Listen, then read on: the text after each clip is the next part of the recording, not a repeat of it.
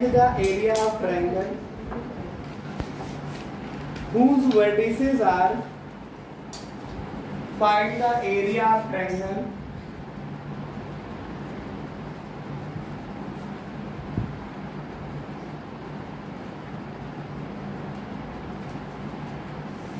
whose vertices are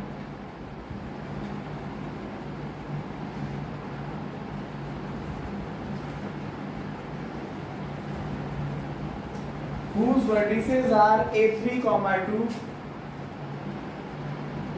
B 11, 8 and C 8, 12.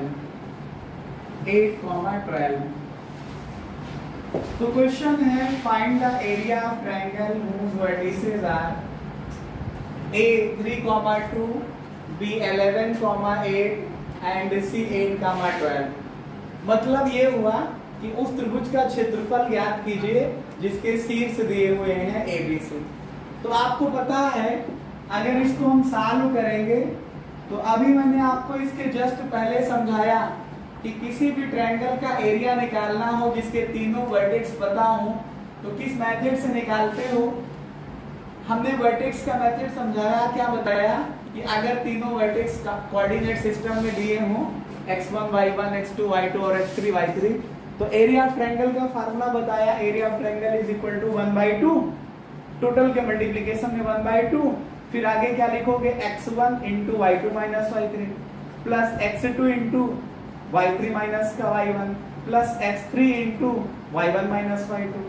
इस फार्मूले का यूज करके लिख लेंगे जहां पे x1 y1 x2 y2 और x3 y3 क्या है, ट्रायंगल के वर्टेक्स हैं। तो according to question we have given here,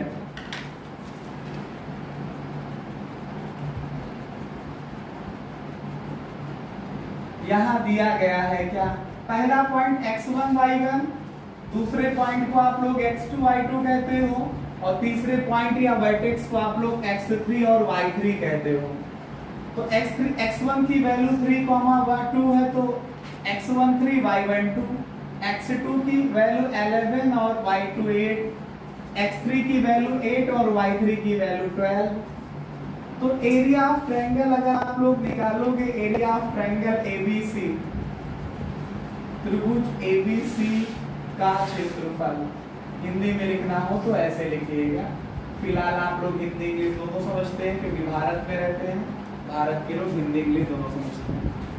तो area of triangle 1/2 x1 into y2 minus का y3 plus x2 into y3 minus का y1 plus x3 into y1 minus का y2, ये आपके पास आ जाएगा x2 इंटू वैल्यू पुट करिए 1/2 आया x1 की वैल्यू 3 है इंटू y2 माइनस y3 तो y2 8 आया माइनस y3 की वैल्यू 12 आई प्लस x2 की वैल्यू 11 है इंटू y3 की वैल्यू 12 माइनस y1 की वैल्यू 2 हुई प्लस x3 की वैल्यू 8, y1 माइनस y1 की वैल्यू 2 माइनस y2 की वैल्यू 8, ऐसे करली ब्रैकेट क्लोज कर दो। सॉल्व करोगे 1/2 3 इंटू 8 से 12 घटाओगे तो -4 आएगा प्लस 11, 12 से 2 घटाओगे तो 10 आएगा प्लस 8, 2 से 8 घटाओगे तो -6 आ जाएगा। तो आएगा 1/2 मल्टीप्लाई करो माइनस का 3 चौके 12 आया, 11 दहम 110 आया, 8 माइनस का 8 48 आ गया। तो कितना आ जाएगा 1/2 आएगा।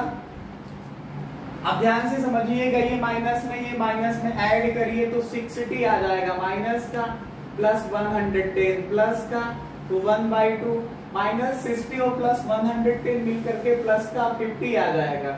इससे इसको मल्टीप्लाई करिए तो 50 और अपान में 2 आ जाएगा मतलब 25। आगे आप लोग लिखेंगे स्क्वायर यूनिट का मतलब होता है कि जो भी आपके पास यूनिट दी होगी साइड के लिए सेंटीमीटर में है या मीटर में है या किलोमीटर में है, तो उसके हिसाब से एरिया की यूनिट अगर सेंटीमीटर में तो सेंटीमीटर स्क्वायर, अगर डिस्टेंस मीटर में है तो मीटर स्क्वायर, और अगर किलोमीटर में है तो किलोमीटर स्क्वायर। ठीक है, तो इस तरह से करते हुए आप लोग इस ट्रायंगल के एरिया का फार्मूले का एप्लीकेशन करके हम लोग ट्रायंगल का एरिया निकाल सकते हैं। एक क्वेश्चन हम आपको और कराएंगे, ऐसा ही आसान प्रश्न है, लिखेंगे आप लोग हमारे साथ, find the area of the triangle formed by the points, find the area of the triangle formed by the points 5, A5, A की वैल्यू है 5, 2, B का पॉइंट का कोऑर्डिनेट जो है वो हमारे पास है 4, 7, और C जो कोऑर्डिनेट है, C का कोऑर्डिनेट हमारे पास है कितना है 7, -4। इस क्वेश्चन में कह रहे हैं कि find the area of the triangle whose vertices are this, उस त्रिभुज का क्षेत्रफल बताइए जिसके ये वर्टिसेस हैं। तो आपको पता है ये पहले वर्टेक्स को हम लोग x1, y1 कहते हैं, दूसरे वर्टेक्स को x2, y2 कहते हैं, और तीसरे वाले को x3, y3 कहते हैं।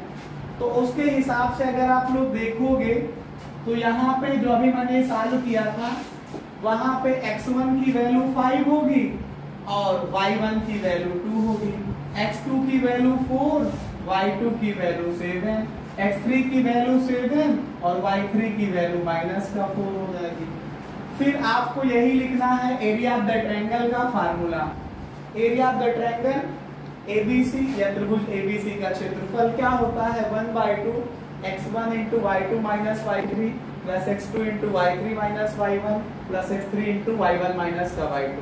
यहाँ पे आप लोग वैल्यू पुट करिए तो आएगा 1/2 x1 की वैल्यू 5 लिखिए इंटू y2 - y3। देखिए ध्यान से समझिए, y2 की वैल्यू 7 फिर माइनस और फिर y3 की वैल्यू -4, ऐसे होगा ये। फिर प्लस x2 की वैल्यू 4 आई इंटू y3 की वैल्यू -4 माइनस y1 की वैल्यू 2 हो गई, प्लस x3 7 आया इंटू y1 - y2, y1 की वैल्यू 2 आई माइनस y2 की वैल्यू 7 आ जाएगी, आएगा 1/2 5 इंटू ये 7 माइनस प्लस 4 आ जाएगा, प्लस 4 इंटू -4 - 2 माइनस का 6 हो जाएगा, और फिर प्लस आपके पास आ जाएगा 7 इंटू ये 2 - 7 माइनस का 5 आ जाएगा, ये आएगा 1/2, ये देखो आएगा 5 × 11, चाहो तो 7, 4, 11 जोड़ करके 5 से गुणा कर दो तो 55 या 55 लिख दो, जो भी समझते हो, प्लस और माइनस मल्टीप्लाई करोगे तो -6 × 24 आ जाएगा, ये प्लस माइनस मल्टीप्लाई करोगे तो -7 × 5 35 आ जाएगा। तो ये कितना आएगा हमारे पास एरिया ऑफ द ट्रायंगल की value, area of the triangle की वैल्यू आई इक्वल्स टू 1/2, समझिएगा 55 आया और माइनस में, ये दोनों माइनस में ऐड होंगे तो आपके पास आएगा 5, 4 मिलके 9 आ जाएगा, और 3 और 2 मिलकर के 5 आ जाएगा।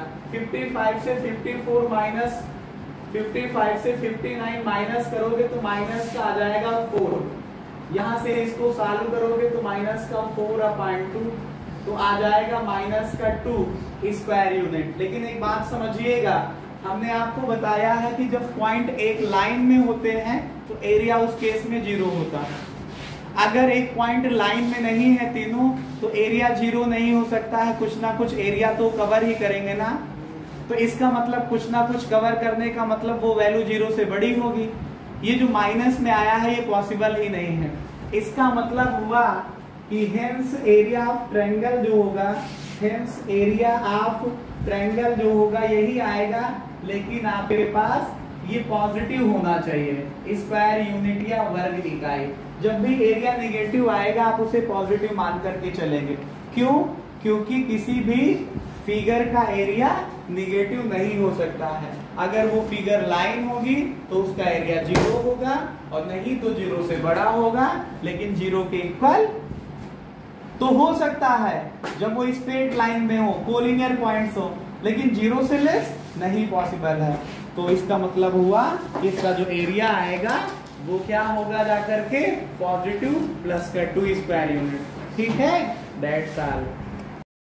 मतलब अभी थोड़ी देर पहले नहीं छोड़ा। चलो ठीक है, कल मैंने जो आपको प्रॉपर्टीज ऑफ द मैट्रिसेस समझाया था, प्रॉपर्टीज ऑफ द मैट्रिसेस जो समझाया था, उसी सीरीज में अगला टॉपिक करा रहा हूँ। एक क्वेश्चन लेता हूँ, या थ्योरम मान के चलो या प्रॉपर्टी मान लो कि A and B are two non-singular matrices of same order. A and B are two non-singular matrices of same order. Let A and B are two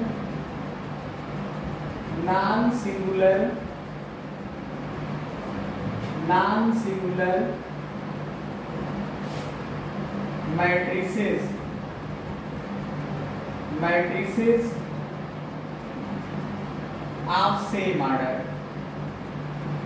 of same order. A and B are two non-singular matrices of same order.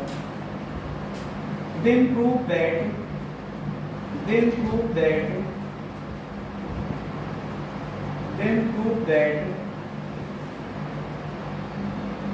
the adjoint of AB is equals to, ये भी देखो reversal law को ये भी follow कर रहा है।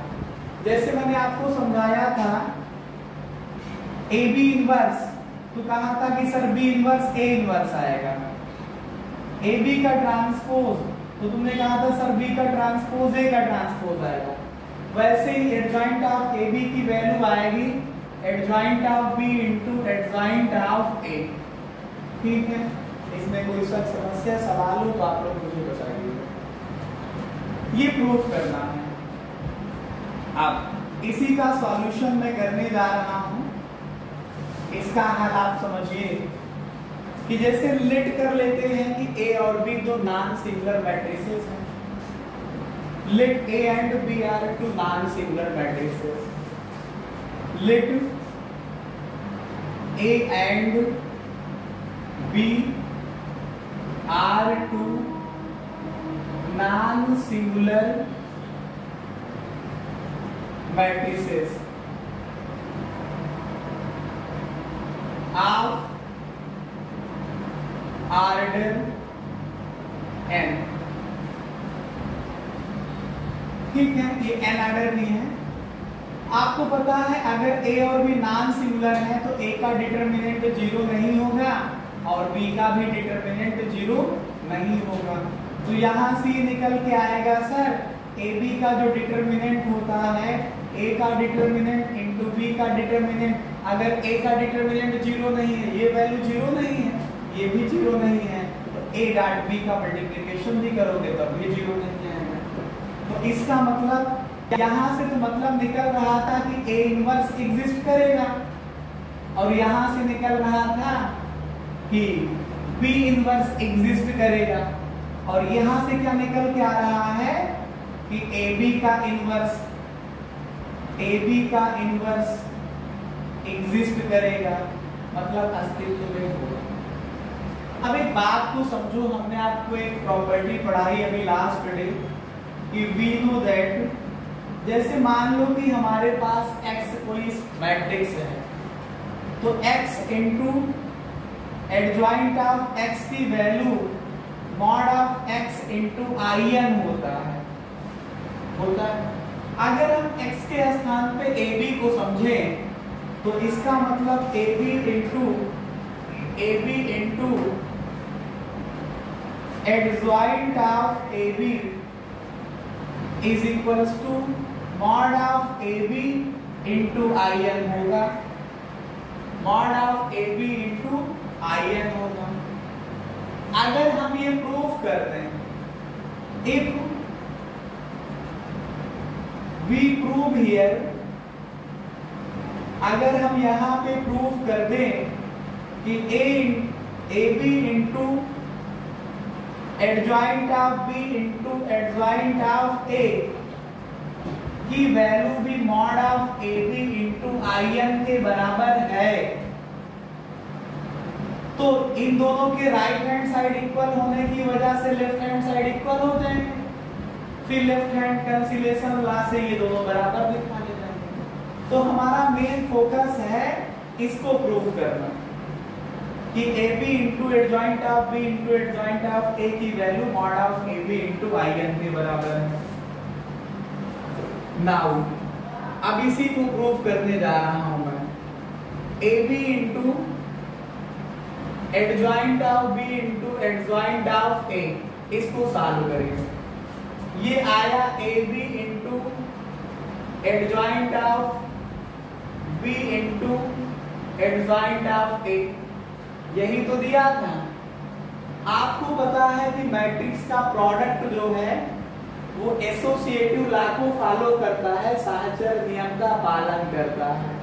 मतलब एबीसी तीन मैट्रिक्स हैं, अगर पहले ए बी को मल्टीप्लाई करो जो रिजल्ट आए उसको सी से मल्टीप्लाई कर दो, फिर ए को मल्टीप्लाई करो जो रिजल्ट आए उसको बी सी से मल्टीप्लाई कर दो, इस ऑर्डर में, तो रिजल्ट सेम होगा। मतलब अगर ये समझने का तरीका देखें, रेट रूल देखें, तो ये लोग अगर सेम ऑर्डर में है तो ब्रैकेट का अदला बदली कर दो तो कोई फर्क नहीं पड़ता। तो वही हाल यहाँ पे है। अगर मैंने ए को पहले लिख लिया b into adjoint of b into adjoint of a, जिस ऑर्डर में लिखा है उसी ऑर्डर में लिखा, खाली ये ब्रैकेट को अदल बदल करके लिख दिया।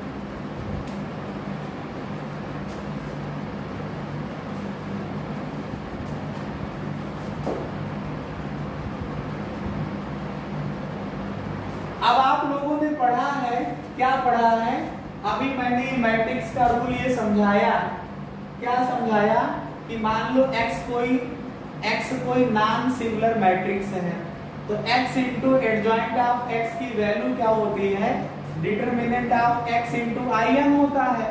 ठीक वही तो ये भी लिखा है, x के स्थान पे भी लिखा है।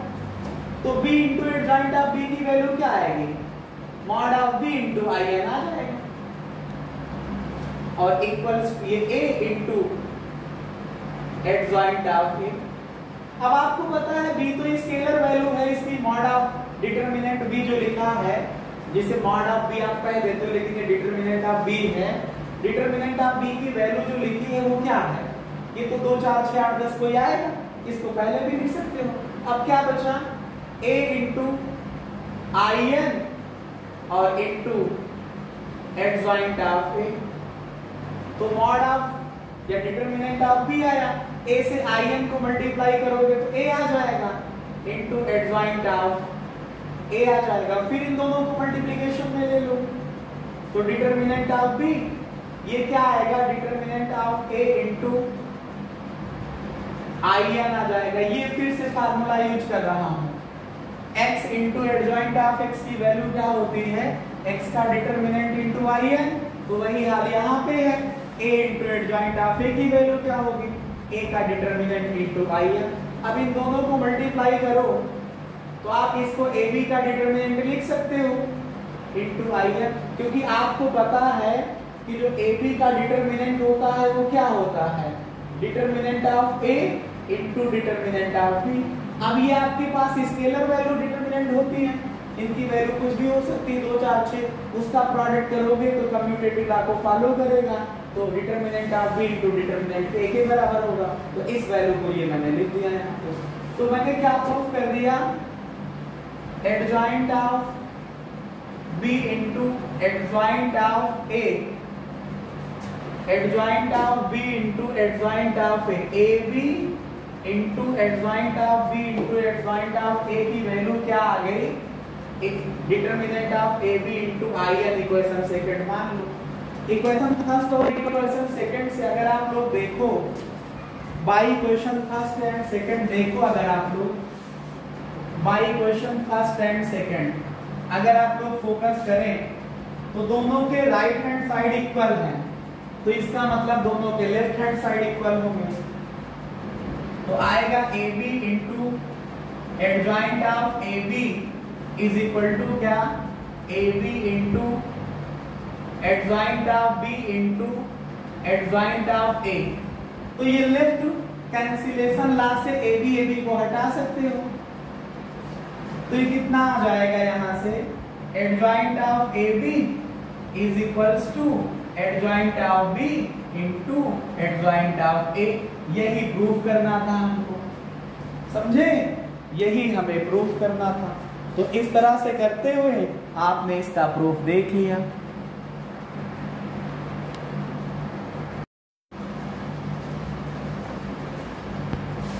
एक अगला टॉपिक करते हैं हम लोग इसी तरह का, पढ़िएगा।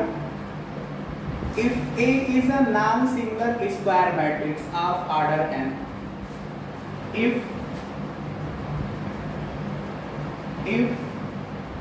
A is a square matrix of order n, then show that adjoint of A is equals to determinant of A की power n minus 2 into A। ये गजब का है। A पता है, अगर आपको A पता है, कोई मैट्रिक्स A पता है, non singular square matrix A पता है, तो उसका एडजॉइंट का एडजॉइंट निकाला जा सकता है इस फार्मूले की हेल्प से। देखिए, समझिए, अब इसका सॉल्यूशन करता हूं मैं, इसका प्रूफ समझाता हूं। पहले लेट कर लीजिए कि A इज a, यहां पे एक शब्द और लिखना चाहिए मुझे, नॉन सिंगुलर स्क्वायर मैट्रिक्स। यहां पे लिखिएगा A is a non singular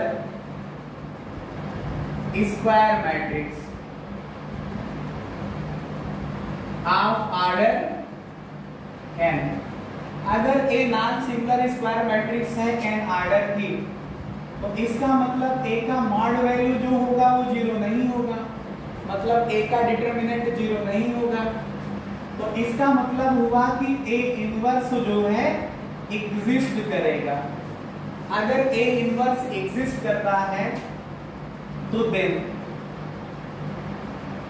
A into adjoint of A जो होगा वो determinant of A into IN हो जाएगा, ठीक है।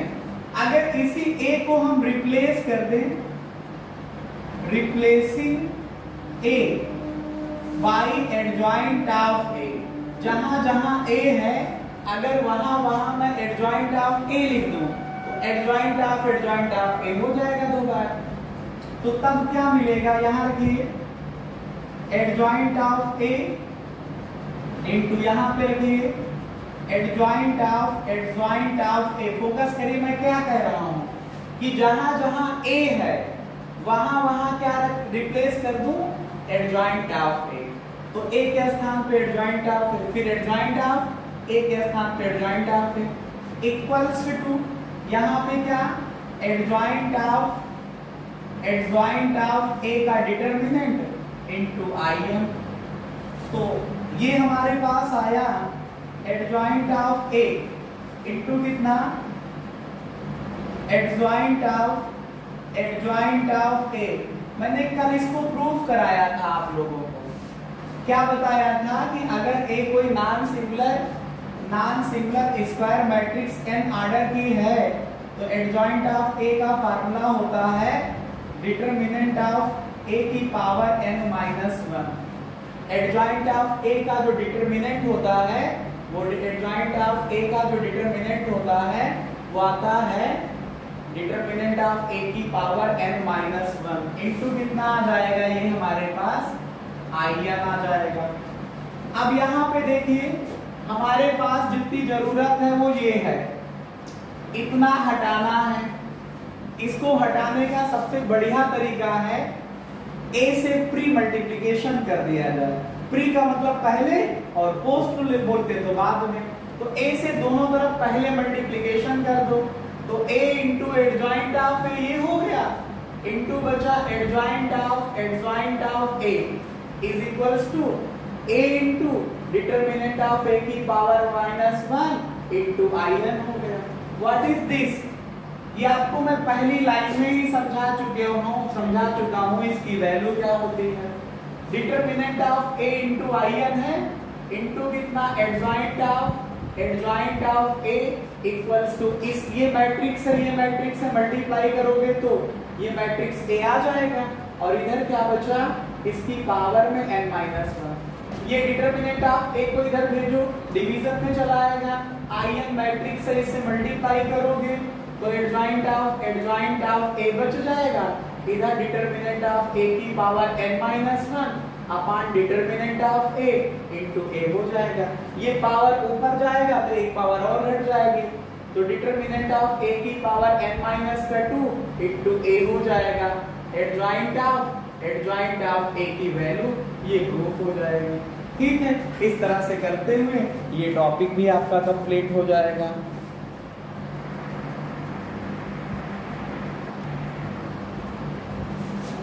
देखो एक अगला टॉपिक है इसी तरह का, क्वेश्चन लिखा है कि if A is a non singular square matrix of order n, if A is a non singular square matrix of order n, then so that determinant of adjoint of A।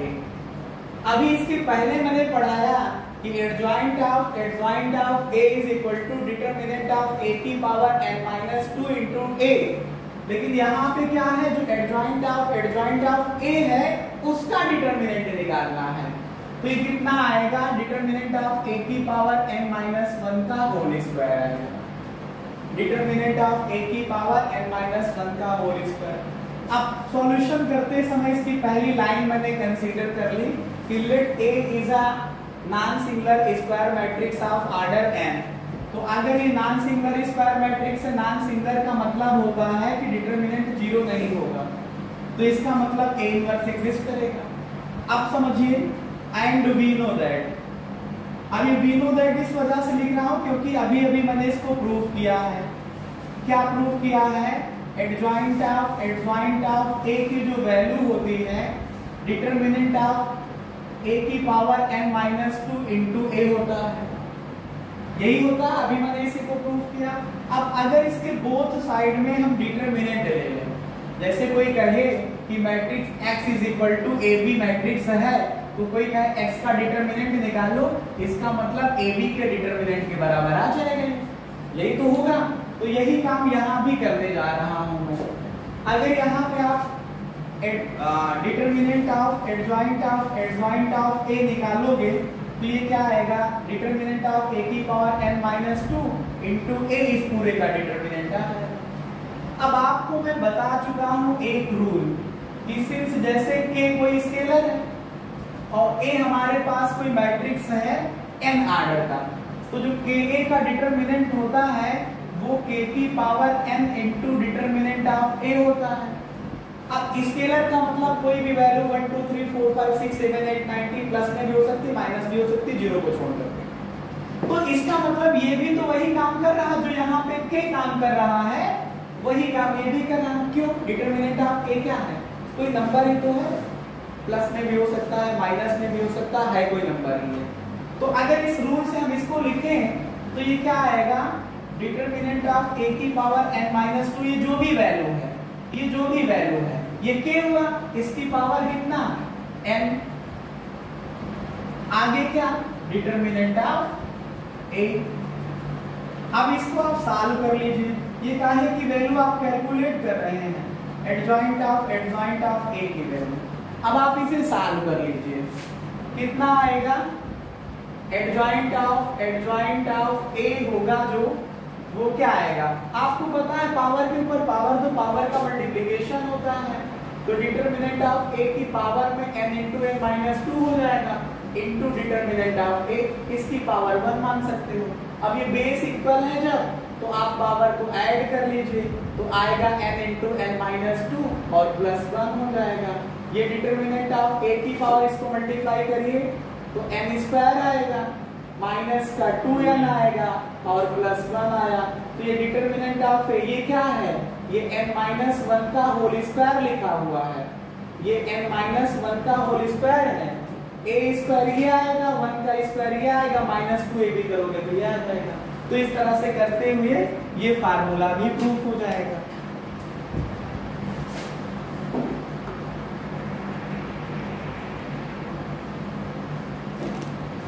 तो देखो इसके बाद इस तरह से करते हुए प्रॉपर्टीज को मैंने आपको समझाया मैट्रिक्स की। अब इन्हीं प्रॉपर्टीज को जितनी मैंने समझाया है आपको एक साथ रिकॉल करा देते हैं, फिर से याद दिला देते हैं। रिकॉल कराने का मतलब है आपको फिर से याद दिलाते हैं। समझिएगा, इस बार हम मैक्सिमम वर्ड आपको बोलेंगे, बताएंगे, लिखेंगे का।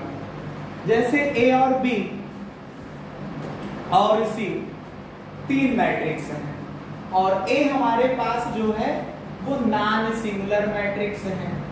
तो अगर कभी आपके पास ऐसे आया कि A B is equal to A C है, तो यहां से लिखा जा सकता है कि B is equal to C है लेफ्ट कैंसिलेशन लॉ से। कौन सा है ये? Left cancellation law, left cancellation law.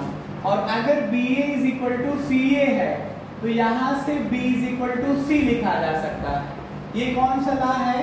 Right cancellation law. ठीक है, फिर हमारे पास मान ले हमारे पास ए और बी स्क्वायर मैट्रिक्स है, स्क्वायर मैट्रिक्स है, नॉन सिंगुलर है, ऑर्डर n है। अभी आज मैंने आपको बताया कि एडजॉइंट ऑफ ए बी जो होता है वो adjoint of B into adjoint of A होता है, रिवर्सल लॉ को फॉलो करता है। फिर मैंने आपको कल बताया था कि जैसे ए बी सी 3 मैट्रिक्स हैं, अगर इनका इनवर्स निकालना है तो रिवर्सल लॉ से C inverse into B inverse into A inverse आएगा।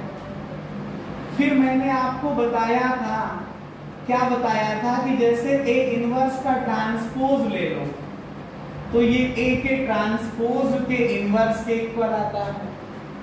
फिर मैंने आपको बताया था कि जैसे के कोई स्केलर क्वांटिटी है और ए मैट्रिक्स है n ऑर्डर की, तो के ए का जो डिटरमिनेंट होता है k की power n into determinant of A होता है। फिर मैंने आपको बताया, क्या बताया था कि ए अगर कोई नॉन सिंगुलर स्क्वायर मैट्रिक्स है n ऑर्डर की, ए कोई नॉन सिंगुलर स्क्वायर मैट्रिक्स है n ऑर्डर की, तो एडजॉइंट ऑफ ए का जो डिटरमिनेंट होता है वो डिटरमिनेंट ऑफ ए की पावर n-1 होता है, ए की पावर n-1 होता है। और अगर आप एडजॉइंट ऑफ ए की बात करो तो ये डिटरमिनेंट ऑफ ए की पावर n-2 इंटू ए होता है। अगर आप एडजॉइंट ऑफ ए के डिटरमिनेंट की बात करो, आज मैंने प्रूफ कराया कि डिटरमिनेंट ऑफ n-1 का होल स्क्वायर। ये लास्ट के जो 4 फार्मूले हैं ये मोस्ट इंपॉर्टेंट है। आपके पास 1 नंबर या 2 नंबर का क्वेश्चन कंपटीशन में या सीधा 12th क्लास में भी पूछा जा सकता है। अगर आपको ये फार्मूला आता रहेगा, इसमें वैल्यू पुट कर दोगे, आसानी से इसे सॉल्व कर लोगे। ठीक है, तो ऐसे प्रॉपर्टीज और ऐसे मैथमेटिक्स पढ़ने के लिए हमारे साथ जुड़ जाइए गैलेक्सी मैथमेटिक्स क्लास में।